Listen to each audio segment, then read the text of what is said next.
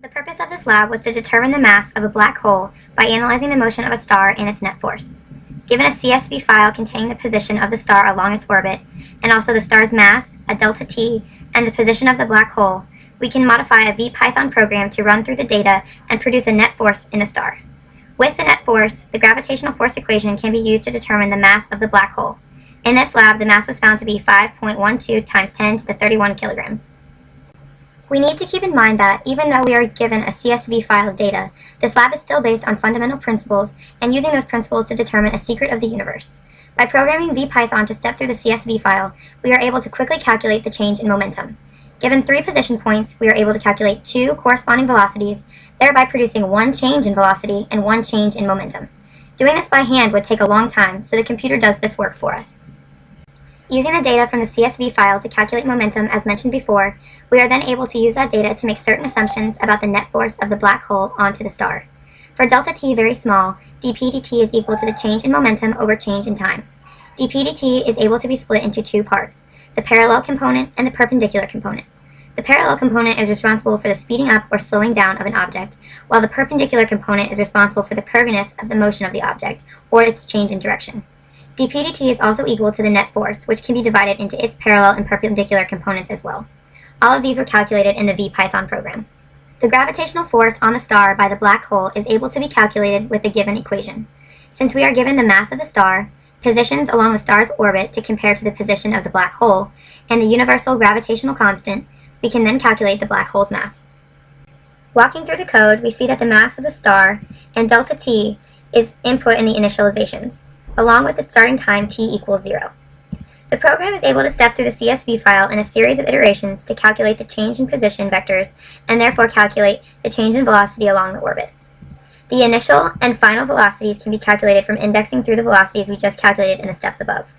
Using the star's mass and the velocities, we can then calculate the initial momentum and the final momentum.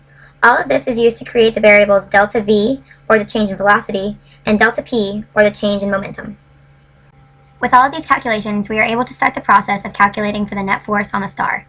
To begin, we set dp dt equal to the change in momentum over the change in time, because they are approximately equal for small enough delta t's. We set fnet equal to dp dt, which is very important because we are relating something that is visually measurable to a secret of the universe. The parallel component of momentum is calculated by taking the magnitude of dp dt and multiplying it by p hat. We then set dp dt parallel equal to fnet parallel. The perpendicular component of momentum is calculated by subtracting dp dt parallel from dp dt. We do this because both of these values are given to us through the coding done in the steps above. We then set dp dt perpendicular equal to fnet perpendicular. Initializing the universal gravitational constant g, and using the position of the black hole to calculate the distance from the black hole to the star in orbit, we can then manipulate the gravitational force equation to solve for the black hole's mass. As you can see, fnet parallel is represented by the black arrow, fnet is represented by the yellow arrow, and fnet perpendicular is represented by the blue arrow. And if we check this, we see that this should be right because fnet arrow is pointing toward the black hole, which is the direction of the gravitational force. I will now run my code to see the star's orbit in relation to the black hole's position. And you can see that as the star moves in its orbit, the arrows around it are changing. And these arrows represent the total net force and its respective parallel and perpendicular components. In my code, I added 2 lines that printed the values of fnet parallel, and fnet perpendicular, and the mass while the star was orbiting. In printing this information within the while loop, it gives us more confidence in knowing that the mass that the program calculated, which you can see in these lines, is actually correct. In analyzing the printed mass data from VPython, I was able to determine that it changed as the program kept running. The maximum mass of the black hole was 5.29 times 10 to the 31 kilograms. The minimum mass was 4.94 times 10 to the 31 kilograms, making the average mass of the black hole 5.12 times 10 to the 31 kilograms. Although the mass does change, the average is within 3.5% of the minimum mass and 3.3% of the maximum mass, making the final answer a good prediction of the real mass of the black hole. Although in our code we set the change in momentum over the change in time equal to dp dt, which we know is also equal to fnet, there are some key differences between the two. First of all, we can only say that the change in momentum over change in time is equal to fnet for delta t is very small. If a change in time was chosen to be very large, it would not be a good approximation. The same is true for the parallel and perpendicular components.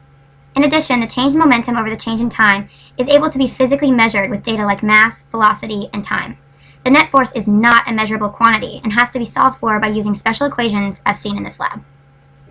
If a star's motion remained unchanged in the presence of a new black hole, then we would have to conclude that the black hole's mass is the same as the one we calculated in this lab. If the star's path was altered, only then could we conclude that the black hole's mass changed, thus altering how strongly gravitational force pulled on the star in orbit.